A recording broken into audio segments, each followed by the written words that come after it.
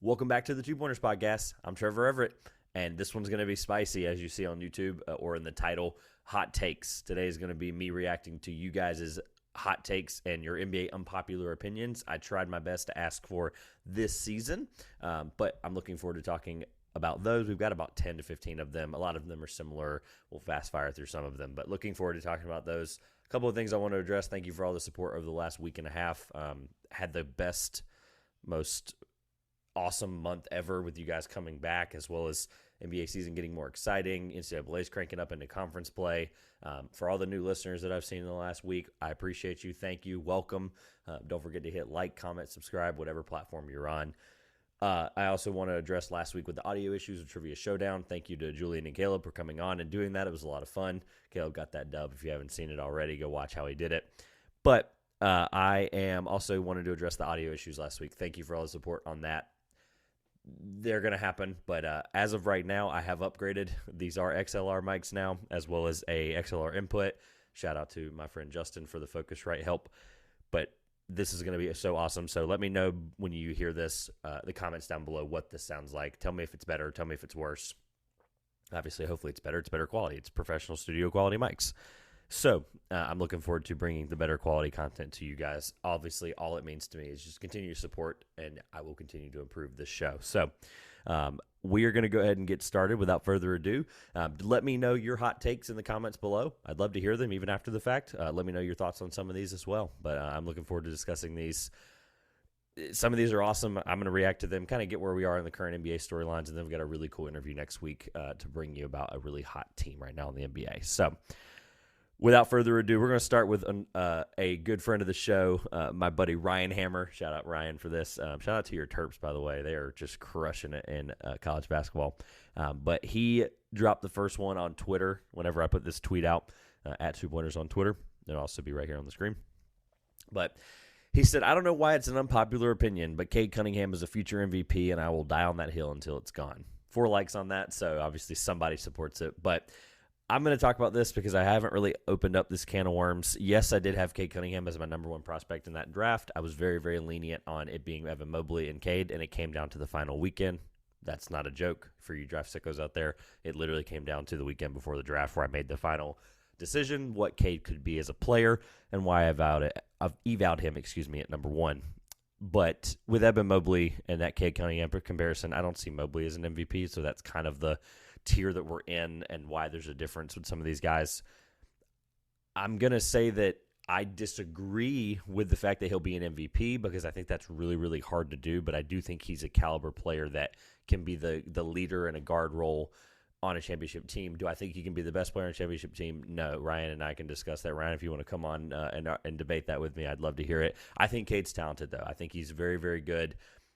Obviously, we've seen a struggling situation so far with a lot of young guys and some injuries from his part, so it's so early, of course. Nothing's written out. I'm not jumping ahead and I'm saying he's a bust. But what I am saying is that I do think that he can be the best player on a championship team as a guard, maybe like the leader, the ball handler. I don't necessarily think he can be the guy that single-handedly wins you a championship, a la like a Jason Tatum or a Steph Curry or LeBron or somebody of that nature, which – look, MVP, that's a completely different conversation than what the championship caliber part of it is. I know you can win MVP a la 2017 Russell Westbrook. Obviously, he deserved it that year, but didn't win a championship. Just as an idea, but Cade Cunningham is a future MVP. I disagree, but obviously I'm not saying he can't. It's such a double-edged sword with these guys are so early in the NBA and their careers, which is why I support Ryan on his zealousness of this take, because he needs to stay on that hill and die on it, because guess what? You've got plenty of time of that take to play out, my man. So I do like the hot take, though. I look forward to it. So the next one, we're moving on. Shout out to Riv, my man from Pick a Side Podcast. Talked to him and Ryan on a live recently. Riv's a good dude in the hoop space. Definitely knowledgeable of his college hoops, too. He said the Warriors are still going to the Western Conference Finals. Now, I'm going to bring this one up, and I'm also going to address a couple that are related to it that were in the TikTok comments. Shout out to the TikTok comments. But there are a couple here that I want to address around the Warriors. Nuke Mallman in the comments on TikTok said that the Warriors will make the finals. So that is another one in the TikTok comments that I wanted to address that goes along with Rivs. Do I think the Warriors are going to make the Western Conference Finals or the Finals? Well, this is obviously, there's still, 60-plus games left. Obviously, the NBA season just hit the 20 mark. This is where I've got to be really careful because obviously this may come back to haunt me. But no, I do not think they're going to make the Western Conference Finals or Finals. I do think that a Phoenix Suns team will beat them in a series. I do think that a really healthy Nuggets team can beat them in a series. I do think that the Clippers, if they keep Kawhi and Paul George in a full healthy series throughout the remainder of the year and into the playoffs, I do think they can beat them. Now, right now, a lot of things can change. But as of the way this team's constructed, the way they're playing Jordan Poole off the bench, according to Jordan Poole, when he's on the floor and Steph's not, they play him like Steph Curry, according to him. But obviously, that is something to take with a grain of salt. But I do think that they are defending the second unit really well. Teams are coming into these games with better film, better ideas of how to play against these guys. Obviously, when you win the championship, you're going to have this pedigree. They've got the dynasty pedigree aside regardless. But with the Warriors going to the Western Conference Finals, I don't necessarily agree, only because I think the West at the top is very, very good.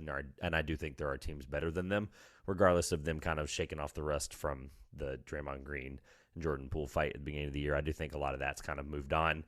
You can see they're struggling on the road. They're like 2-12 on the road this year, which is just not good, unfortunately. So I do think that the Warriors can make the Western Conference Finals or the Finals, but I do not think it happens personally. So hot take there.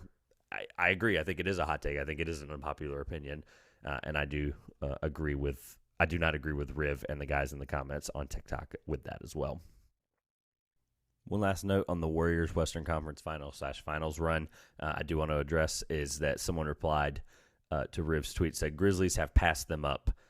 The Grizzlies are the team that I think are just below the Warriors right now. Like I think I just mentioned the power rankings of teams and how they can win in the playoffs or who they can beat against the Warriors. I currently have the Nuggets ahead of them. I currently have who did I already say? The Clippers, obviously, with a fully healthy Kawhi and PG, which we're barely able to see that just yet. And I do think a fully healthy Nuggets team can beat the Warriors in a 7-game series. Right now, I would have the Grizzlies just below them because of the inexperience. I do think they're very good, and I do think they can put up a really good fight. But do I think they can win? That's a different story. We'll find out in a couple of months, hopefully. That would be an awesome series. So shout out to Riv for that Warriors take. I want to make sure I'm not missing any that are similar in the comments of the TikToks. Let's see. All right. No, there are not. So I'm going to move on. So the next NBA unpopular opinion or hot take I'm reacting to for you guys. Actually, I did catch one. So in my Basketball Dynasty group chat, shout out to Grayson Hill for coming on the show many times and having his Thunder's opinions. Warriors missing the playoffs. Obviously, I think he's probably trolling, but it's an unpopular opinion, so I'm at least going to give him the airtime for that. A couple other ones here. Russell Westbrook is still a good player. Yeah, he's a really good player, and the play last year, like guys are going to play bad, right? The play last year was what we saw, obviously, but that 6-man role that Darvin Ham's really nourished in with him and tried to get him to buy into, and he has, and they've done really, really well with the second unit, albeit a very sparring second unit, very weak second unit this year. Russell Westbrook's been a leader of that defense on the second unit and just being able to be a really, really good rotational player for the Lakers as they've turned this season around from being like 2-10 or whatever the heck it was. So I do think Russell Westbrook's still a good player. This one is definitely an unpopular opinion. Andrew Nembhard is the best rookie on the Pacers, maybe this month or this week, but no, Benedict Mathurin is the best rookie on the Pacers. This is a nice hint if you're listening or watching. Next week, we will be talking about the Pacers. They are awesome. Another one here. Thunder with Chet are a playoff team. I'm going to be really careful about how I break this one down because I said that going into the season. I think Chet can help them make the playoffs this year, assuming that they play like they have been. And Shea's been a monster, obviously averaging 30-plus as a guard. Last guy to do that, won MVP. So I think they are. I do think that they make the play-in, which I'm going to be very careful in saying that. I think they make the play-in with Chet. Now, do I think he comes back in April? Probably not. But at this point, they already submitted all the injured player exception, yada, yada, yada. They've already gotten all that stuff for Chet. So I do not think he comes back this year, to be completely clear. I do think they take a step back eventually. At this point, I think that Shea has some phantom heel injury, and right after the All-Star break, I wouldn't be surprised. And, oh, no, he missed 3 weeks. It's like, okay, we understand what's happening there, right? The Thunder with Chet are a playoff team. I don't agree because I don't think they're doing it, but I do think if he was fully healthy, if we knew everything we knew, I would have to agree with at least the initial statement. But talking about it out loud, going through it, Thunder with Chet right now, our playoff team, probably not just based on the circumstances. They probably want to still have a chance at one of those top 4 prospects in whichever order you might have them, to be clear. The TikTok comments mentioned a couple of things about the Nets. I'm going to address all at one time because I do see one here from the group chat as well, from the basketball group chat. The Nets are the title favorites when healthy. I'm still going to have to disagree. I do think that's unpopular, and I would disagree with it. The Nets are not a title favorite. I think they are a title contender when fully healthy. Don't get me wrong. I mean, heck, they might not even need their top 8 guys. They beat the Pacers the other night in Indiana with missing their top 8 players. Yeah, that was a weird one. If you were watching on League Pass, you know. The Nets are title favorites when healthy. I completely disagree. I mean, I think this Nets team is a first-round exit or a second-round exit at best. Unless Kevin Durant, as he's playing right now, might single-handedly will them to these series wins, but I just think it's impossible. The team can't play any defense. So the Nets are title favorites when healthy. I would respectfully disagree. The next point I wanted to go over, just to make sure I'm not repeating any of them. I'm double-checking behind myself. Someone in the TikTok comments by the name Clutch City Zero, Durant solidified as not a leader, in parentheses or in quotation marks, not a leader. I think we kind of know that, unfortunately. I think I agree with that. It's something we've seen in the last couple of years. I think Durant just has solidified himself as a guy that can be the number 1 player on a championship team, but is he a bona fide, quote-unquote, locker room leader? No. I mean, the comments he makes about, and those were real comments, by the way. I still can't fathom that he did this, but, talking about the Kessler-Edwards, how am I supposed to win games when that's my guy with me on my team, and it's just it's unnecessary, right? That's not something you do as a leader. That's something you do as a guy that wants to get traded in the 3rd year of a contract, or on the 2nd year of a 4-year contract, where you're trying to get out all offseason. So, I mean, granted, it was probably to get Steve Nash fired, and he succeeded, but I just don't understand. I don't understand the aspect of where Kevin Durant's coming from. Obviously, we're in a new phase of media where he can have his own opinion, podcasts, et cetera, but I just don't. I agree with you. I think Kevin Durant is not a solidified leader in the locker room. I've got 2 here for Kawhi Leonard. We're going to talk about those. First one is Jimmy over Kawhi. Jimmy is in Jimmy Butler. Someone said Jimmy is greater than Kawhi Leonard. This one's so tough because I know this one's going to get everyone flamed for whichever side you end up on. I'm going to carefully say I agree right now, even though I don't like both of them right now. So I'm going to go with Jimmy Butler just because of sheer health and what they've been able to do. I don't care about Kawhi's buzzer beater against the dreadful Hornets, but Jimmy's playing better despite some injuries as well himself. But at the end of the day, both teams are struggling. Both players are struggling this year. But I think in the last 2 years, I'd have to give it to Jimmy as well because obviously Kawhi's not played. So I think as we're currently, because I was trying to keep it to current NBA and how the seasons look, I am going to give it to Jimmy Butler. I do think Jimmy Butler right now is better than Kawhi. This next one, however, is very, very spicy. The hottest of the NBA unpopular opinions, in my opinion. Kawhi is never going to even play even close to how he played before he got hurt. This is the Kawhi that is here to stay. Shout out to Logan709 on TikTok. Wow. That one's a lot to unpack here because obviously with injuries and the way we've seen guys play, a lot of people said this about Kevin Durant when he tore his Achilles in 2019, and now he's having the second best statistical season of his NBA career post-Achilles, and he's basically the exception to the rule. No one's really ever had that success after an Achilles injury. So carefully saying, I want to carefully say right now I agree. However, if Kawhi leads the Clippers to a championship in the next 2 years, well, technically me and Logan are both going to be wrong here. But until we see a consistent play from Kawhi and how he can recover from that injury and the load management, I want to see him play more than 4 games in a 10-game span in a regular season. It just sucks. I just feel bad for the people that buy tickets to see the Clippers, whether it's at home or on the road when they come to places like Charlotte on the East Coast for me, or Atlanta or Washington. Like, he doesn't play in those games half the time. It sucks. And I can't give that guy this, like, assumptive, he's going to be the guy he was before. Obviously, he won a championship with the Raptors and all that stuff. But I can't give Kawhi Leonard any kind of credit because he hasn't been on the floor. And some of that's been health. Some of that's been just load management of those injuries. So for what it's worth, I think right now, I can't give Kawhi Leonard that. I think for right now, that is what we are seeing is the Kawhi Leonard of now versus what he could have been. So it's unfortunate. It is really, really sad to say, but it is what it is, man. It sucks. I love Kawhi to death and the type of player and prototype that guys model their games after now with the draft, and it just sucks to see a guy like that not be healthy and not be on the floor. All right. Make sure I didn't miss anything. So I got a couple more, most of them from the TikTok comments. Shout out to TikTok for all the help with this. But let's see. The next one's going to be Trae Young is a culture issue. That's obviously a joke, trolling a Hawks fan in the group chat. So I'm going to skip that one. Sorry, Josh. All right. I actually replied to this guy, so this is going to be fun. This next one is Jaylen Brown is better than Devin Booker. And I'm going to roll the sleeves up for this one because if you're new here, you will not know how I feel about Devin Booker and how I think he's a top 5 player in the NBA at his absolute best right now in the season, which technically he will be because all of the first-team All-NBA podcasts and votes and stuff we've seen so far have had him on the first-team All-NBA because of his play with Chris Paul being gone and having Ayton in and out of the lineup.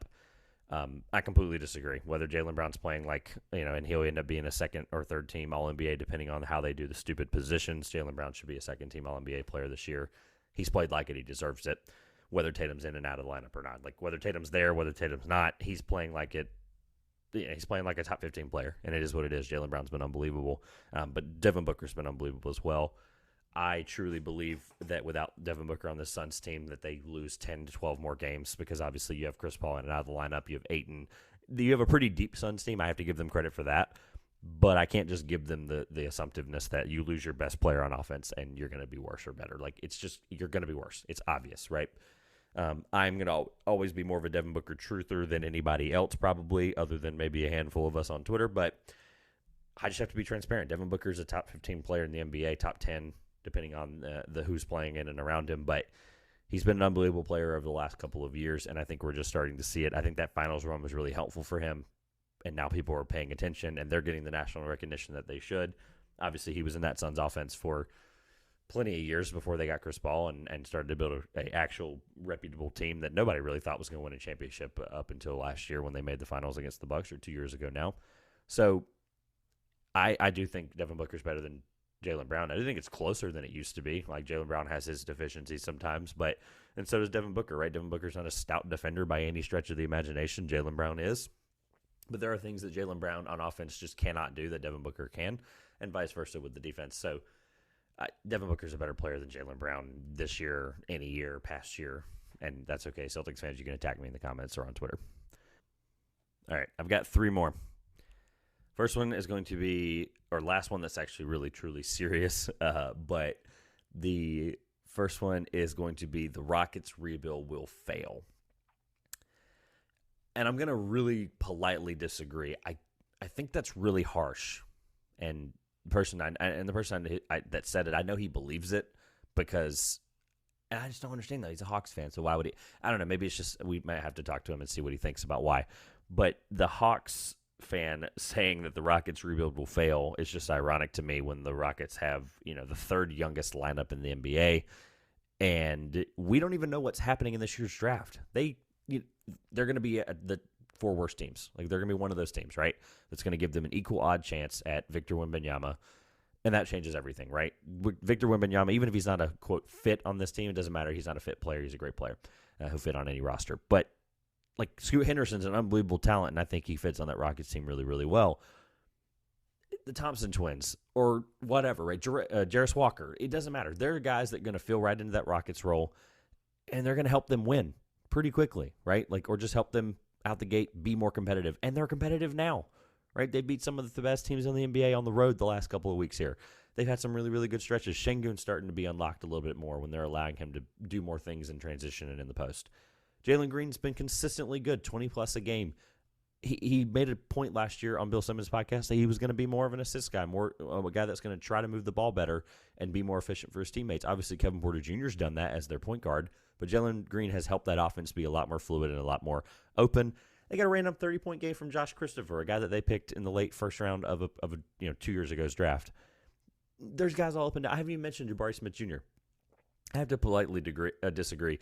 This team isn't good now, and that's why you can probably say that, but they're going to have a chance to fight, right? They're going to have a chance to build this team up. Ty Washington has been unbelievable in the G League, right? I'm just naming guys off the top of my head for different things for different reasons.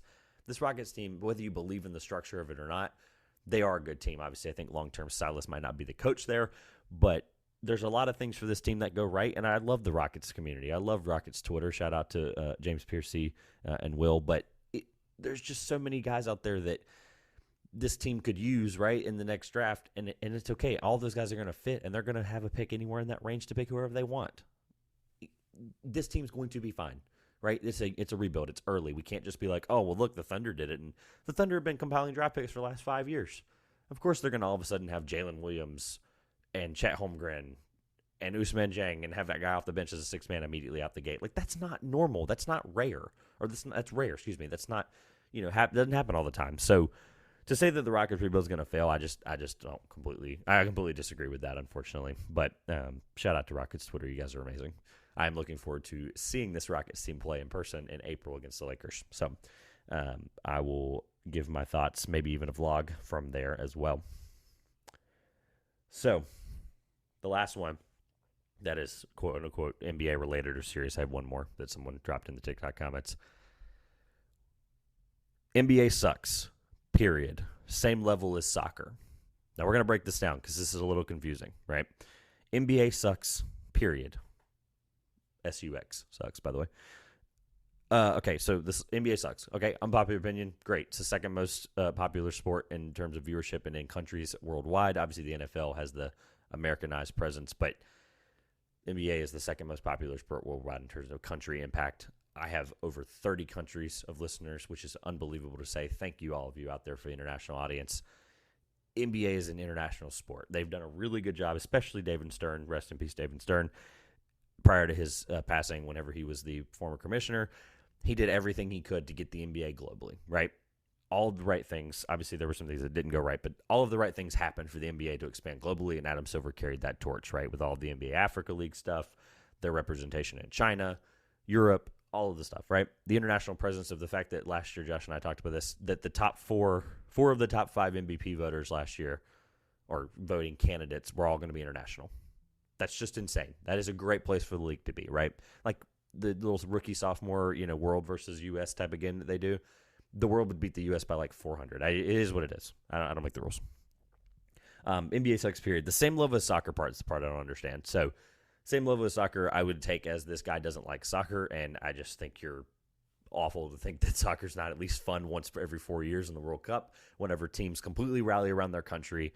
People who were casuals for 3.5 years all of a sudden come out of the woodworks and are like, USA, USA, USA, or whatever, right? Like, look at Morocco, for example, right? Morocco's an unbelievable story in the World Cup. This is not a World Cup podcast. I want to be completely transparent with everyone. But Morocco is a story that people are rallying around that aren't even Moroccan. Soccer is an unbelievable sport, and so is the NBA. And I respectfully disagree with both of your opinions. The NBA is awesome, so is soccer, if that's how you meant it. If you want to, SodaPressed021, if you want to let me know either on TikTok or on the comments below this, let me know what you mean in more detail, please do so. All right, the actual last one, and then we'll get closed up here. No idea how long I've been recording this new setup here, so I'm trying to figure out how to keep an eye on the clock. But the last comment, and I'll put a screenshot of it right here on the screen, but bro, that shirt, burn it. And you'll see right here on YouTube for the listeners, I'll tweet it out with his comment, but bro, that shirt, burn it. I was wearing a salmon pink polo, as you'll see right here. Sorry. I mean, my fiance said, actually, I asked her, I said, do you like the shirt? And she doesn't like it either. So I just happened to be wearing it. I wore it to work that day. I did the video asking for unpopular opinions and takes. Sorry, right? Fight me on that. But yeah, thank you guys for all of the comments over the last couple of days leading up to this. Got a really cool couple of weeks coming up. Obviously, Christmas is very, very soon, so happy early Merry Christmas to everyone. NBA is going to have a lot of great games. I obviously love my family, but I plan on watching every minute of every NBA game on Christmas Day. Always has been a thing, always will be. I look forward to talking about that, especially on the Yesterday in the NBA series, and it'll get its own segment on the podcast. NBA Christmas is always a fun time. Why does the NFL have to compete with them? It's so dumb. it is what it is. Next week, look forward to a really good conversation around the Indiana Pacers. We'll have a really cool first-time guest. Looking forward to talking with him. I'll leave who it is out. Until then, don't forget to check out Trivia Showdown last week. Caleb and Julian from OTC went head-to-head, and it was a lot of fun. Like I said, Caleb got the dub, but go find out how. It was a really, really cool way he pulled it out. So thank you for all the support again over the last couple of weeks while I was out, as well as just on the last couple of episodes. The insane amount of new people coming to the show in the last couple of weeks has been unbelievable. Thank you, thank you, thank you. At 2Pointers on Twitter. You'll all see it right here at the bottom of the YouTube channel, as well as everything's linked below. At 2Pointers on Twitter, at the 2Pointers Podcast on Instagram and Facebook, and then YouTube is at the 2Pointers Podcast. So thank you very much. I appreciate everybody's support. This has been the 2Pointers Podcast. I am Trevor Everett, and we will see you soon.